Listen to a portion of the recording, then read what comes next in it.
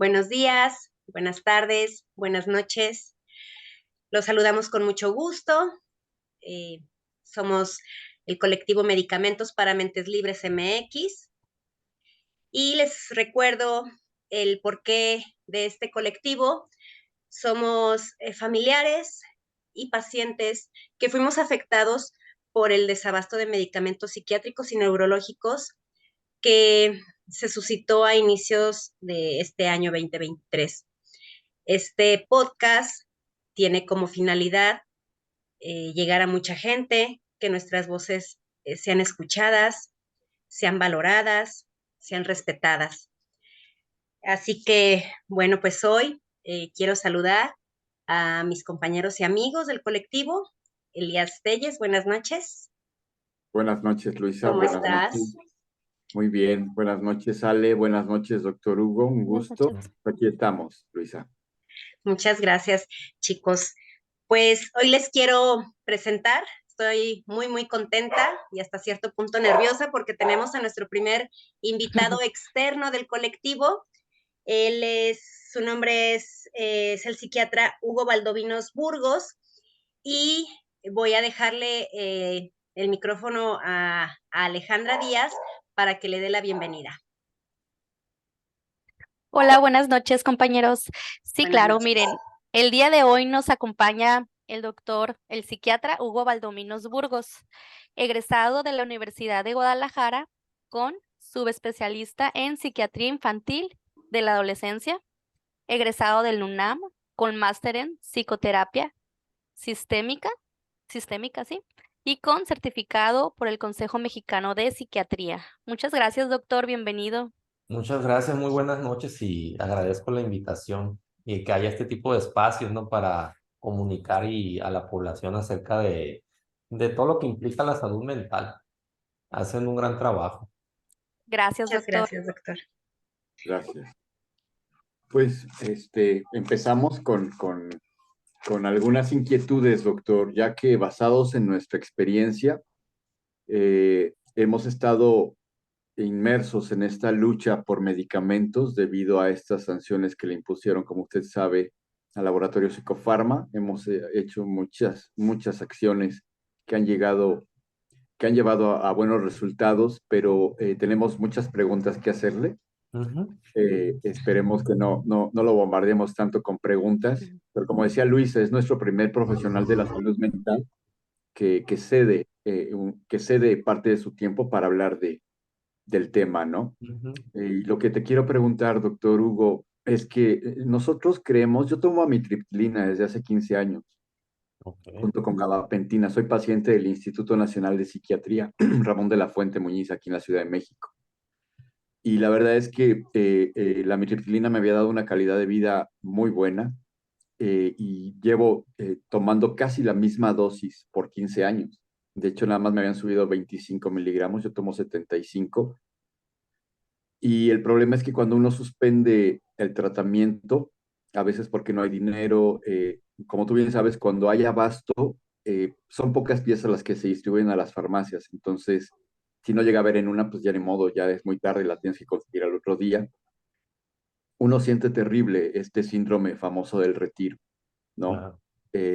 Nos hemos enfrentado también a mucha discriminación por parte de la gente, que es algo que estamos tratando de concientizar, porque también hemos recibido mucho apoyo de gente que ni siquiera es paciente o familiar psiquiátrico, y ellos piensan que es sinónimo un tratamiento farmacológico, psiquiátrico o neuronal llevado de manera correcta, es igual a una adicción, y yo creo firmemente que hay una gran diferencia en ello. ¿Tú qué nos puedes decir acerca de eso, doctor?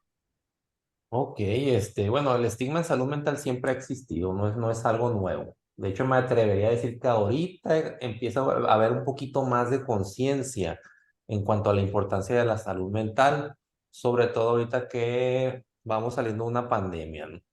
Ahí es donde ya nos empezamos a dar cuenta acerca de la importancia de tratar esta parte. Pero anteriormente, o sea, siempre ha sido un estigma desde lo que implica el psiquiatra. Sí, las personas por lo común, sí, catalogan a una persona que van con el psiquiatra como alguien que está ya, pues, muy mal, en locura extrema y entonces ya desde ahí estamos mal.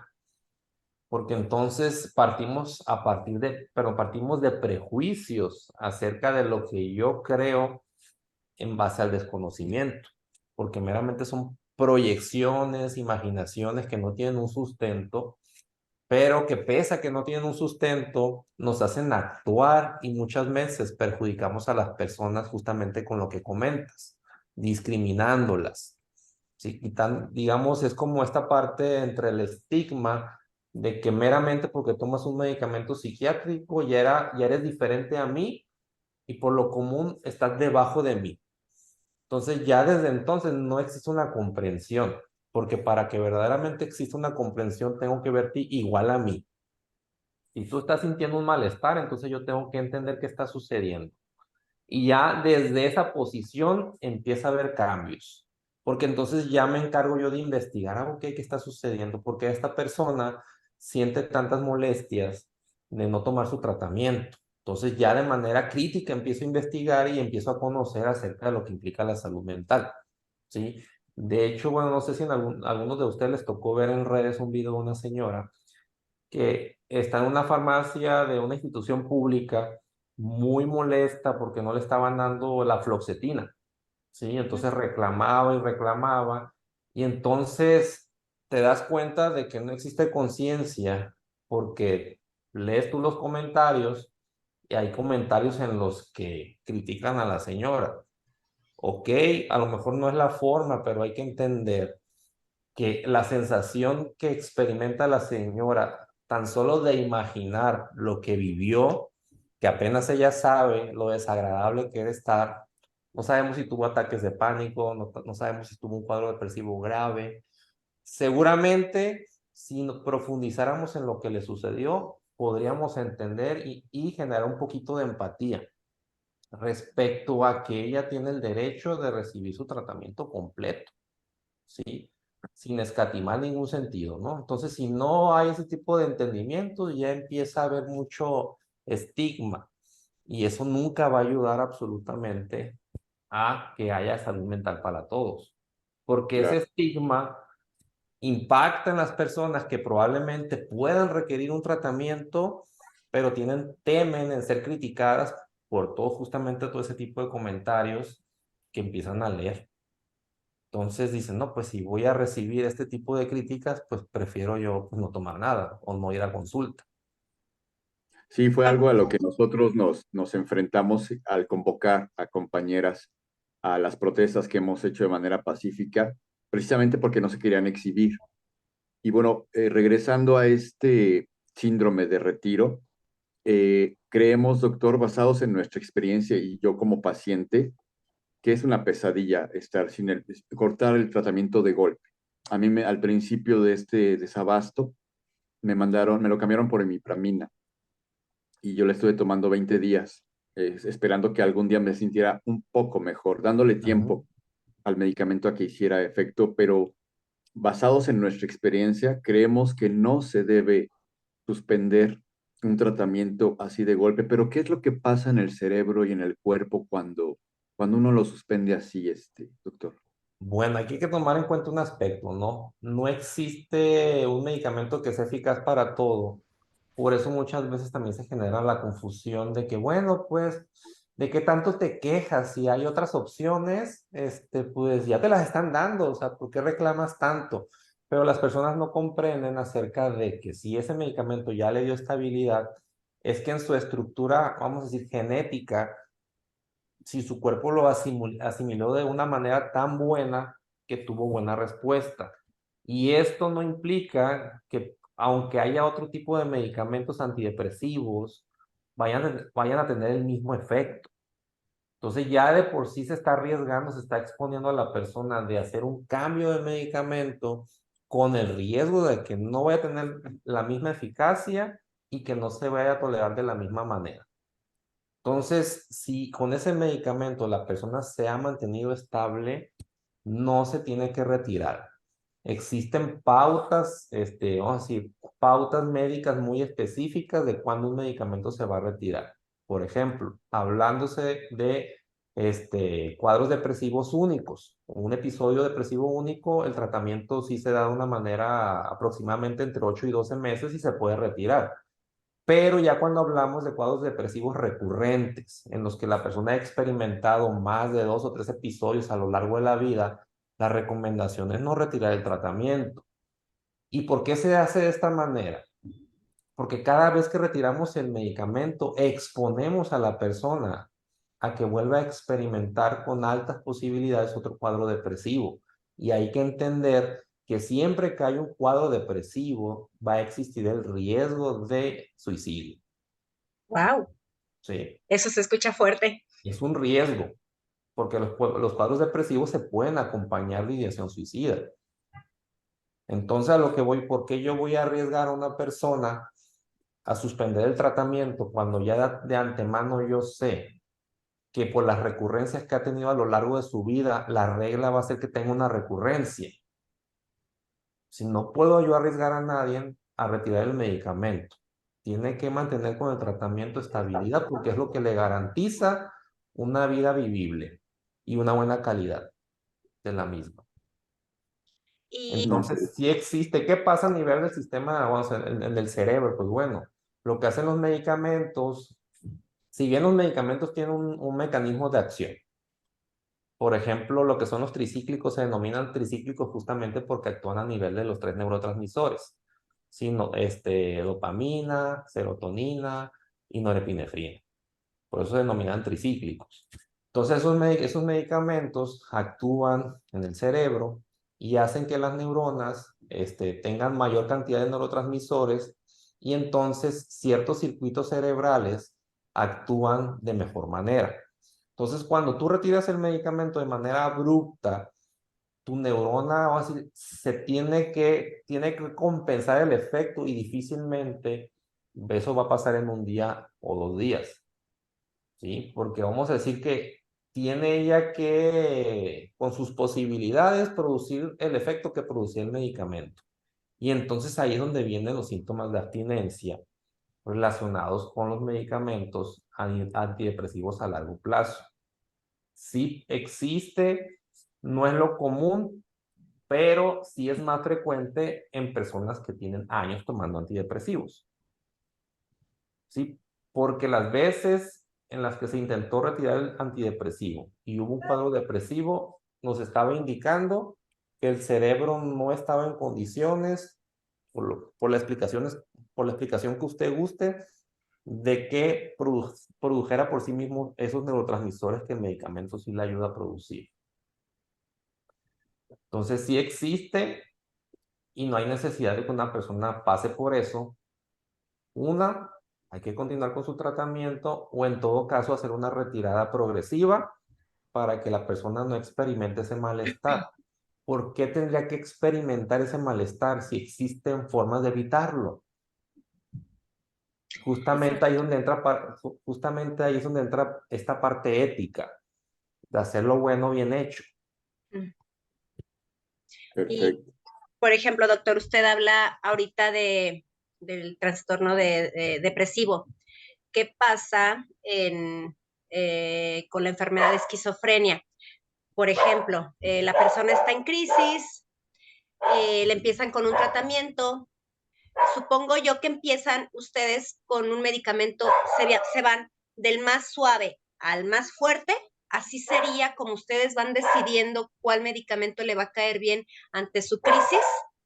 Muy bien, qué buena pregunta esta porque da pie también a ir modificando estos conceptos porque es sumamente frecuente que las personas cataloguen a los medicamentos en psiquiatría como fuertes o no tan fuertes, ¿no?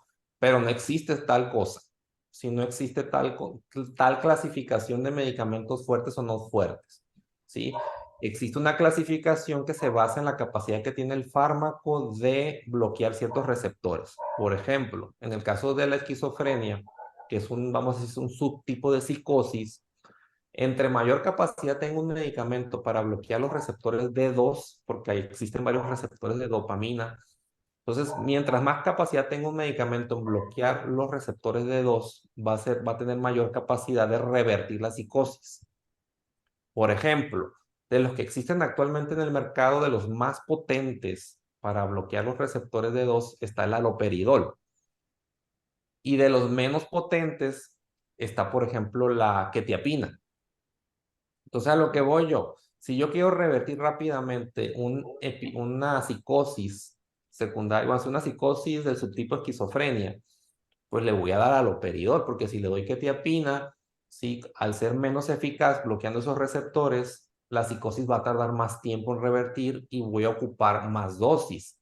Por ejemplo, ya de manera aún más práctica, lo que hace una dosis de 2.5 a 5 miligramos de haloperidol, la hace una dosis de 300 a 900 miligramos de quetiapina. Wow. Wow. Para que se den una idea de la gran diferencia. Entonces, Sí. por eso no existe este concepto de medicamentos fuertes o muy fuertes o más suavecitos, ¿no? Sino más bien existe una estructura química del medicamento que le confiere características particulares que no tienen otros medicamentos. Por ejemplo, otro ejemplo, hay una persona que puede tener psicosis, pero tiene obesidad. Hay Ajá. medicamentos antipsicóticos que tienen mayor capacidad de aumento de peso, entonces voy a optar yo por un medicamento que no aumente tanto de peso. El que más aumenta de peso es la olanzapina, ¿sí? Y el que menos aumenta de peso es el aripiprazol. Entonces, si yo tengo una persona que tiene diabetes, está obesa, pues voy a utilizar el aripiprazol de primera instancia para proteger ese estado metabólico que ya de por sí está alterado. Y ahí es donde entra esta parte, o sea, no existen medicamentos fuertes o débiles, simplemente diferentes. Y justamente lo que hace el médico es escoger y tomar en cuenta todas las variables clínicas para escoger el mejor medicamento para esa persona. Ya desapareciendo, vamos a decir, este concepto, porque es un concepto que escucho muy frecuentemente, que las personas es que no va a ser muy fuerte el medicamento. Ya se puede ir cambiando la perspectiva, porque no hay ninguna clasificación que modifique los medicamentos, los clasifique entre fuertes y débiles. Sí, eso no existe. Muy Ok, bien. doctor. Doctor, disculpe, en el caso, por ejemplo, de las personas con esquizofrenia, por ejemplo, mi hijo y varios testimonios ahí en el grupo, que crean resistencia a varios antipsicóticos que ya tomaron, por ejemplo, quetiapina, olanzapina, aripiprazol y creo que otros inyectables. Y ya por último, tienen clozapina. En este caso, si a ellos les suspendes, hablando abruptamente, ¿qué sería el peor escenario, por ejemplo, para ellos? El peor escenario es de que tengan un cuadro psicótico y pongan en peligro su integridad o la de terceras personas. Porque hay que Y, entender que un ok, estado de psicosis es una pérdida de la realidad que expone, sí, sustancialmente a las personas que están en el entorno. Igual, digo, igual no se trata así como de dramatizar de que es algo así muy peligroso, ¿no? ujú, Realmente, vamos a decir que es muy difícil que alguien en psicosis pudiera llegar a, vamos a decir, a lastimar así a alguien, ¿no? Pues, pero de todas maneras hay que entender que es una situación de riesgo, sí que no vale la pena asumir, porque no hay necesidad de asumirla. Porque voy a exponer yo a una persona a que entre en un estado de psicosis, pudiéndose lastimar a sí misma, ¿sí? O lastimando a otras cuando está muy estable con un tratamiento. Sí, porque tengo ok. yo que asumir eso. Y neuronalmente, ¿qué puede afectar? Mira, generalmente cada estado de psicosis, visto desde el aspecto biológico, es un estado de hiperexcitabilidad. Significa que se liberan más cantidad de neurotransmisores de los que la neurona puede tolerar. Entonces se intoxica la neurona a tal punto que muere. Es por eso que entre más episodios de psicosis tenga una persona con esquizofrenia, se va a deteriorar más rápido. Muy bien. Sí, y cuando digo deteriorar, me refiero yo a que va perdiendo facultades, sí, y va dependiendo más de terceras personas, Ok. sí, en lo cognitivo, en la atención, en la La memoria, en la capacidad de habilidad de la cálculo. persona, ¿no? En que la persona pueda ser funcional. Claro, sí, ya de por sí hay ciertos subtipos de esquizofrenia de que baja mucho la funcionalidad, y de hecho ahí donde surge este concepto estado premórbido. Se utiliza ese concepto de estado premórbido en el sentido de que antes del episodio de psicosis, la persona era funcional. Pero Sí. ya después que pasa el episodio y se diagnostica esquizofrenia, ya no tiene el mismo funcionamiento. Pierde funcionamiento meramente por ese episodio. Entonces ya imagínate, ya de por sí perdió cierto porcentaje de funcionalidad y aparte no le doy el tratamiento adecuadamente, pues cada episodio que tenga en el futuro va a ir deteriorando aún más su funcionalidad cognitiva Wow, particularmente. wow, Elías, no te escuchas. no te Tienes escuchas. apagado el micrófono. Ay, perdónenme. Sí, pues nos está dando, a mí en lo personal me está dando también, a las compañeras supongo, mucha información Mm. muy importante. Y lo que pasa, doctor, es que, por ejemplo, hay gente que se acerca conmigo que les doy a conocer la información desde el Desabasto para que apoyen en las redes, así, gente que es externa a nuestro movimiento, llegan a decir, oye, ¿y por qué no vas con lo naturista? ¿Y por qué no? Y yo les digo, mira, yo pasé por un protocolo de investigación de la Escuela del Politécnico de homeopatía. No me funcionó. Pasé con un acupunturista, ¿no? Con los imanes, remedios naturales, hierbas, té, todo eso, y nada me servía. Y a veces hay gente, por ejemplo, tenemos ahorita una compañera que me preguntaba la otra vez, oye, Elías, ¿pero a ti te hicieron un estudio o nada más te mandaron el electroencefalograma? Porque mi neurólogo dice que es a fuerza el electroencefalograma. En mi caso, a mí me rescató eh, de un cuadro depresivo de años una psiquiatra del centro de salud de aquí, de la Ciudad de México, y ella primero me dijo, te voy a mandar a hacer un electro.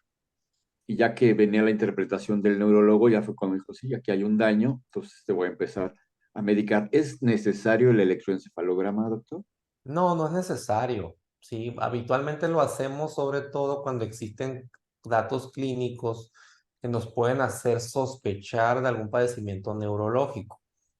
Si, por ejemplo, hay ciertos subtipos de epilepsia que pueden tener sintomatología psiquiátrica, sobre todo la epilepsia del lóbulo frontal, perdón, del lóbulo temporal, también epilepsia del lóbulo frontal, pero tienen, vamos a decir, ciertos rasgos en particular y por lo común no responden bien a medicamentos psicotrópicos de psiquiatría, más bien responden mejor a anticomiciales o a medicamentos anticrisis, que son propiamente de neurología.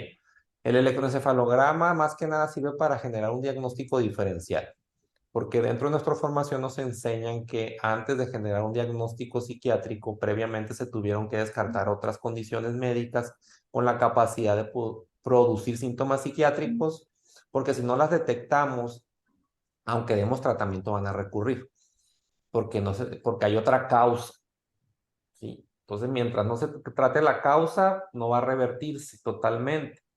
Algunos ejemplos de ellas, sobre todo, son enfermedades autoinmunes como el lupus, eritematoso sistémico, puede cursar con psicosis, puede cursar con depresión. El hipotiroidismo puede cursar con trastorno bipolar, con cuadros depresivos. El hipertiroidismo puede cursar con trastornos de ansiedad. O sea, hay que investigar qué está sucediendo. Y Que eso entonces, ya sería como un tipo de comorbilidad, ¿no? Perdón, ¿no? De la famosa comorbilidad, ¿no?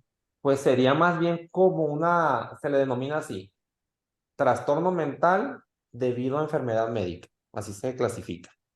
Por ejemplo, puede ser un trastorno bipolar debido a hipotiroidismo. Ujú, ok. Propiamente no es una comorbilidad, sino es como una expresión sintomática del hipotiroidismo. O sea, los problemas endocrinos, de hecho, por ejemplo, el hipotiroidismo en particular, por lo común, debuta con síntomas psiquiátricos. Antes de los síntomas físicos, habitualmente lo primero que se manifiesta son síntomas psiquiátricos, ya sea afectivos por lo común. Qué Concuerdo. interesante. Ulises tiene hipotiroidismo. Ajá. Ah, bien, por Sí. ejemplo. Sí, y Y también ahorita nos comentando esta compartió cosa que eso. también considero importante que dijiste, ¿no? Respecto a que te sugieren muchas veces el intentar otros tipos de remedios. ¿Qué sucede? Hay que entender que existen trastornos mentales que tienen más sustento biológico, sí, que otros. Por ejemplo, los que tienen más sustento biológico es la discapacidad intelectual, el trastorno bipolar, la esquizofrenia, ¿Qué implica que un trastorno tenga más sustento biológico? Que es más difícil que sustancias que no están aprobadas, como la herbolaria, tengan una eficacia. A diferencia de trastornos que no tienen tanta penetrancia biológica como son la ansiedad y la depresión. Entonces, ¿qué sucede? Las personas consumen sustancias que tienen un efecto placebo, tienen el efecto placebo, mejoran y creen que la sustancia les hizo un efecto, pero es el placebo. Entonces, la situación es que como los otros trastornos tienen más base biológica, ahí el placebo, pues, aunque No, va a servir, les hace ¿no? cosquillas. Les hace cosquillas y entonces, pues, obviamente, pues, van a seguir sintomáticos, con alto riesgo. Entonces, imagínense, es como si yo a alguien que tiene trastorno bipolar con una gran base biológica, le diga, no, pues, toma valeriana, pues... Sí, Wow, pues no. Pero Es, muy sí bien. puede ser, toma valeriana, tienes ansiedad, toma valeriana y el efecto placebo. Justamente por eso todos los medicamentos obligatoriamente tienen que entrar en investigaciones que estén controlados con placebo. O sea, un grupo que tome el medicamento y un grupo que tome placebo ok. para ver si es eficaz. Un Ok. medicamento que se respete y que habitualmente es como algo necesario, tiene que haber, se le denomina estudio doble ciego controlado. Porque las personas que toman el medicamento no saben si están tomando el medicamento o están tomando el placebo. ¿Cómo dijo que se llamaba el nombre, doctor? Perdón. Los estudios se llaman, si estudios doble ciego controlado. Ok. Una pregunta, doctor. ¿Cómo es la vida de una persona con esquizofrenia, con ansiedad o bipolaridad cuando tienen un tratamiento adecuado, cuando llevan años con el tratamiento y les está funcionando? Más que nada es la pregunta para poder sensibilizar un poquito. Muy bien. Bueno, en particular la esquizofrenia sí rompe con el prototipo masivo de la mayoría de los trastornos mentales, ¿no? ¿Por qué? Porque también depende mucho del tipo de esquizofrenia. Si bien ahorita ya sale, antes, vamos a decir, ahorita ya no se presta mucha atención a los subtipos. Creo yo que los subtipos marcan una diferencia y de todas maneras yo lo sigo aplicando porque me parece algo muy útil. Por ejemplo, hay esquizofrenias que por lo común cuando empiezan en la adolescencia se expresan de manera desorganizadas. Ese tipo de esquizofrenias, por la etapa en la vida en la que se presentan, suelen generar mucho deterioro. Entonces la persona, el adolescente pierde muchísima funcionalidad en especial porque en esa etapa está la poda neuronal, todo lo que implica el proceso de adolescencia. Por eso genera tantos estragos una adolescencia, pero una esquizofrenia que se presenta en ese periodo. Entonces, en esos casos, la persona muchas veces va a ser resistente al tratamiento. Ok, Difícilmente en ese periodo de vida, ¿sí? Una persona que recibe tratamiento va a revertir al 100%. Por lo común siempre va a tener síntomas. ujú, Va a tener menos, pero va a seguir teniendo síntomas. Y entonces se catalogaba como esquizofrenia continua. Por eso muy mismo, bien. porque dentro de sus características clínicas todo el tiempo tiene síntomas y por eso se utiliza ese calificativo de continua. Entonces, en esos casos, pues sí, la persona no va a poder tener una vida normal, pero sí va a tener una vida mejor si toma tratamiento, si no lo toma. Y Así tanto la es. familia va a tener una vida mejor y eso es sumamente, yo diría que es aún más importante porque es justamente la familia la que asume la responsabilidad de esa persona. Si la familia se agota, ¿sí? Pierden todos. Pierde la familia y pierde la persona que está enferma.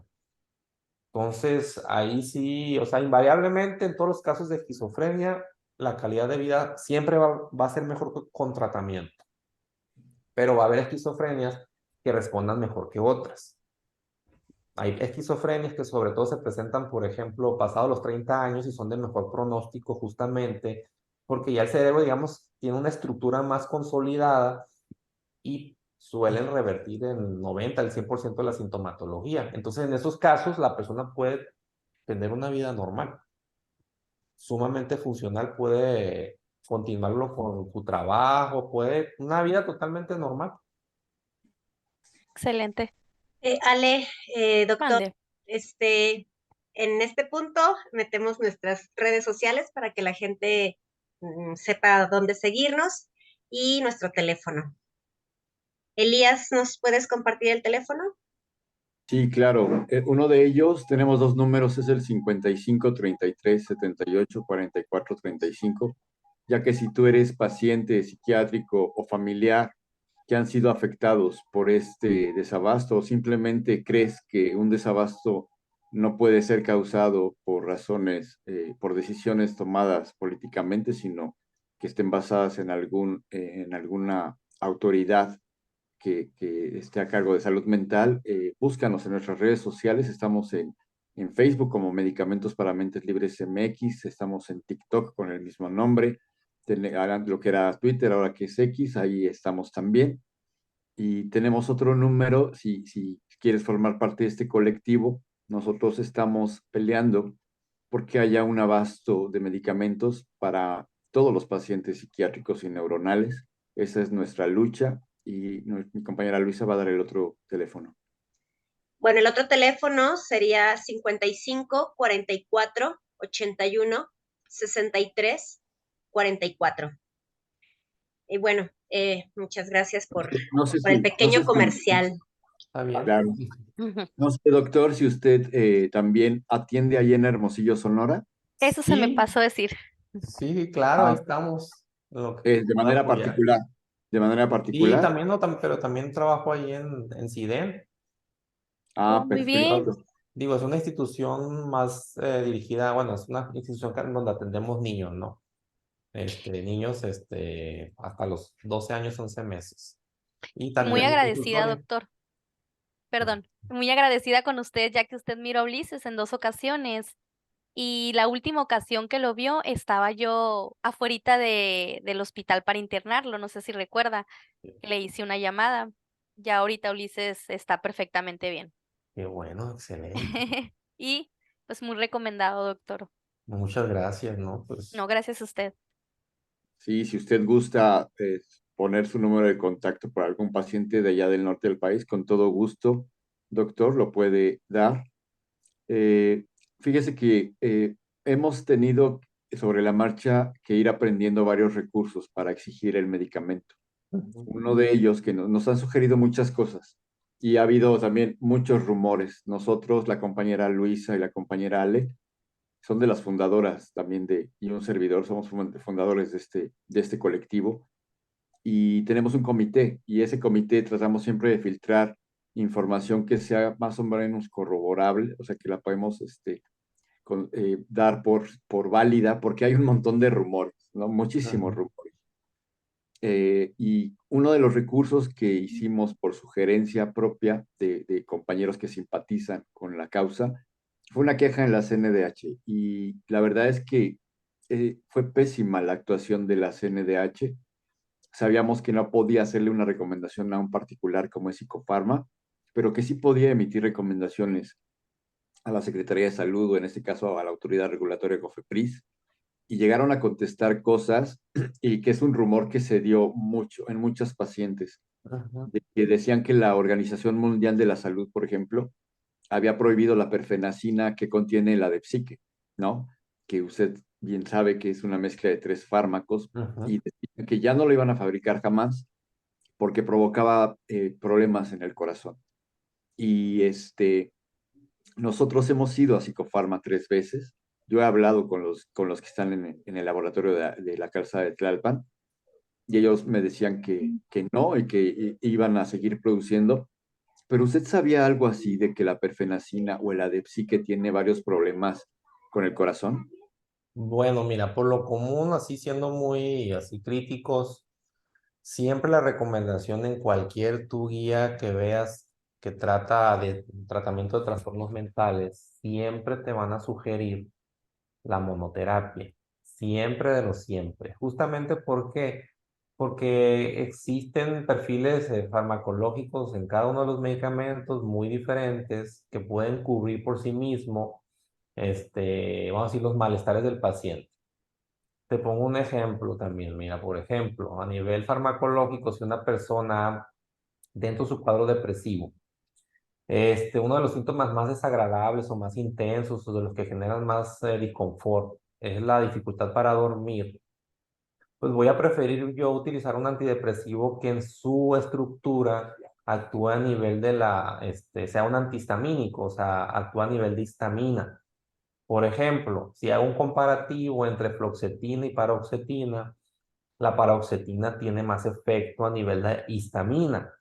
Entonces, ¿para qué le voy a indicar yo a la persona el antidepresivo más un sedante si existe un antidepresivo que me ofrece, ¿sí?, el controlar por sí mismo? O sea, lo que voy con esto es de que yo igual puedo entender de que puede haber personas, porque igual estamos también en transición, así mismo como hay psiquiatras, que tenemos poco de graduados, aunque yo ya creo que yo tengo como 10 años o más. También hay psiquiatras que ya tienen muchos años, ¿no? Y de alguna manera yo puedo llegar a entender de que a lo mejor les funcionó muy bien un medicamento y lo siguen prescribiendo, pero no es lo ideal. ¿Sí? Inicialmente, o sea, por supuesto, si un paciente me dice, yo estoy tomando ese medicamento y con ese estoy bien, pues bueno, no puedo hacer mucho. Pero un paciente nuevo no es lo recomendado iniciar con un medicamento que tiene pastilla, ¿sí? Es preferible una sola sustancia que integre las molestias y entonces dar el tratamiento. Eso es lo ideal, ¿no? Ya si durante la evaluación futura vemos que ese paciente tiene un síntoma residual que verdaderamente le genera disconfort, todo lo demás mejoró, pero sigue teniendo ese síntoma, puedo complementar el tratamiento agregando un segundo fármaco, ¿sí? Pero de antemano te digo, no vale la pena iniciar con un fármaco que tiene 3 sustancias por las interacciones que puede llegar a tener. Sí, entonces, yo no lo recomendaría, pero vuelvo a decir, si hay una persona que eso le funciona y que se lo dieron desde hace muchos años y con eso está estable, yo no se lo voy a retirar. Y que si tiene problemas cardíacos, pues tan sencillo como hacer un electrocardiograma, sí, ya llevar un seguimiento, sí, con eso es suficiente. Sí, es verdad que en algunos medicamentos puede haber cambios en la sincronía cardíaca, pero justamente para eso existen estudios para prevenir y entonces, si le está generando esto, pues se le explica al paciente, sabes que mira, este medicamento que te estoy prescribiendo te está generando esto, que puede generar más daños en tu salud y estoy obligado a suspenderlo. Y estoy seguro de que el paciente comprende eso.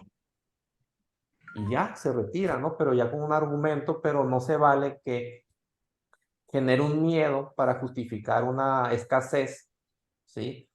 Pues no está justificada. Sí, todos los medicamentos, porque entraríamos en esta parte, o sea, no hay medicamento que esté exento de efectos secundarios. Sí, entonces, pues obviamente si tiene este efecto secundario, lo único que tengo que hacer es llevar un seguimiento médico y solicitar los estudios que me puedan ayudar a predecir ese posible riesgo y en el momento adecuado suspenderlo si se presenta.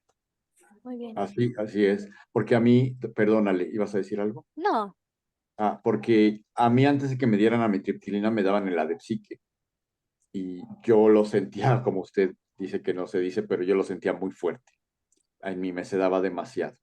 Y cuando ya volví a tomar, fui con otro médico, él me dijo, mira, en tu caso no necesitas, es exactamente lo que usted nos ha dicho, me dijo, tú no necesitas ni el diazepam ni la perfenacina, pero necesitas la amitriptilina.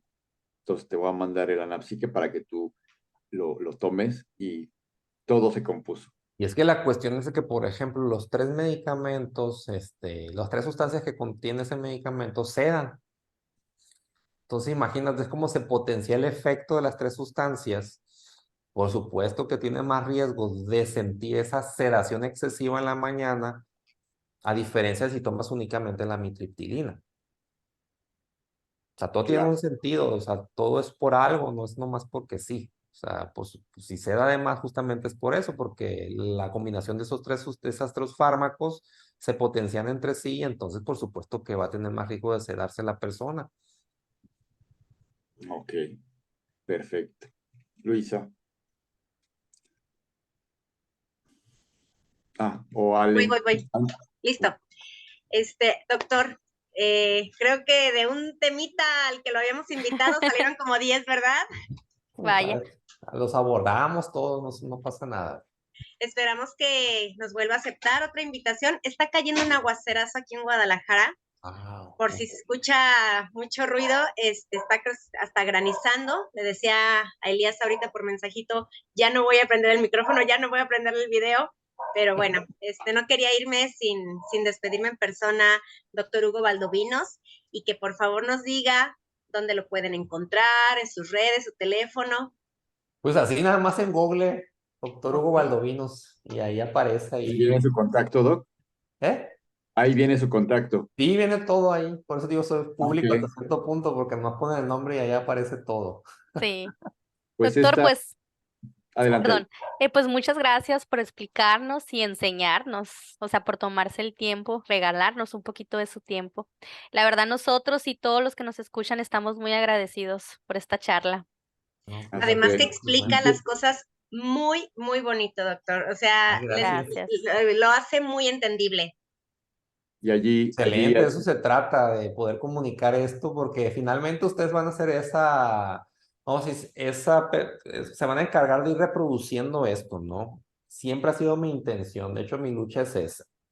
Si mi lucha es el poder que las personas tengan la información adecuada para que tomen decisiones conscientes y no en base al estigma y al miedo, ¿no? Porque al final es muy triste ver historias en las que pudo haber sido diferente si se hubiera hecho algo desde el principio. Entonces les quita la oportunidad a niños, adolescentes, a personas ya adultas de tener una vida más estable, más tranquila por el estigma y eso me genera a mí mucha molestia porque justamente se sustenta en base a todo ese tipo de imaginativos, todo ese tipo de imaginación colectiva de lo que imaginan que es la psiquiatría, Sí, que así nada que es. ver, o sea, no hay forma. Pues esperemos que no sea la última vez que usted esté con nosotros. Este es su casa, su espacio. Siéntase con toda la libertad de ser parte de este colectivo de pacientes y familiares. Y quiero decirles que allá en su estado, en Hermosillo, tienen a una gran activista que es Alejandra Díaz, Ujú. que ha hecho Gracias. muchas cosas por el colectivo, igual la compañera Luisa. Nosotros también le queremos, aparte de agradecer, saber que estamos para cualquier situación en la que nosotros podamos apoyar, porque aquí en México hay muchos psiquiatras que yo les pedí que hablaran acerca de esto y pues desgraciadamente muchos tenían del miedo, ¿no? De perder su chamba, porque también nosotros hemos tenido que asumir postura política en esto, porque la decisión aquí fue una decisión política y al parecer no de salud, no de un problema, de un riesgo sanitario. Y hemos tenido que hacer también un poco de política sin jalar para ningún lado. ¿No? Mm. Pero de verdad que espero que no sea la última vez, doctor, que esté con nosotros. Le agradecemos muchísimo. Ok, no, pues es que el conocimiento nos hará libre, ¿no? No, hay que cumplir con, o sea, hay que informar, ¿no? O sea, ya lo que finalmente ya de cómo se usa la información, pues bueno, pero al final es información con sustento científico, o sea, no parte a partir de imaginaciones, ¿sí? Entonces, muchas veces en base al desconocimiento y que este desconocimiento puedan llegar a tenerlo figuras que ostentan cierto poder, pues también quita oportunidades. Al contrario, que esas figuras que ostentan cierta posición, cierto poder, pues estén bien informadas para que sepan que no existe, vamos a decir, realmente no es un capricho, ¿sí? Realmente es una Es necesidad. una Es necesidad. una necesidad, o sea, no es algo por gusto. A nadie le gusta estar enfermo. A nadie le gusta estar enfermo. Muy bien, doctor. Y próximamente, en la próxima plática, pues podemos hablar un poquito de concientizar a la gente y de todo esto que nos está diciendo Claro. ahorita, al final. Hay mucho, mucho, mucho por Sí. hacer y por supuesto que va a haber muchos temas que sería muy bueno abordar para ir educando, ¿no? Yo creo que es el compromiso que tenemos los profesionales cuando pues dedicamos una vida a esto.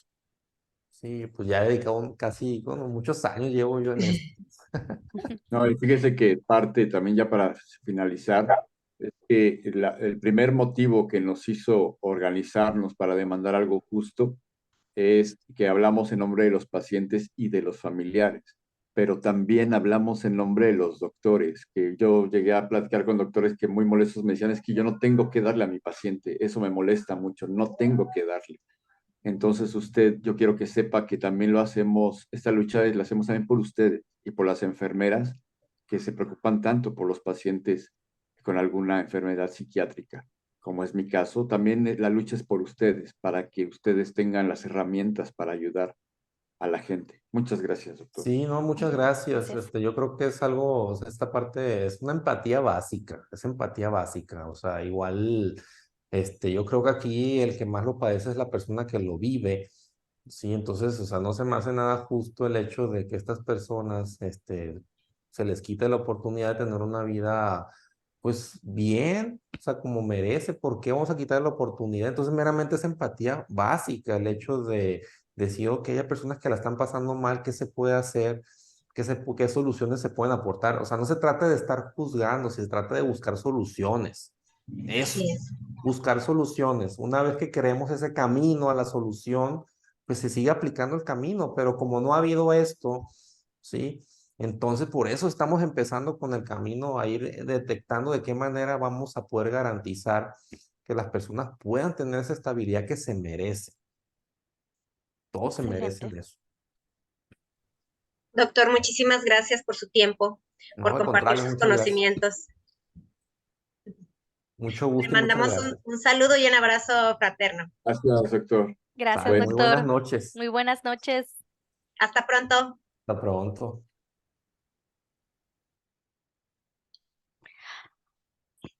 Ay, Dios mío.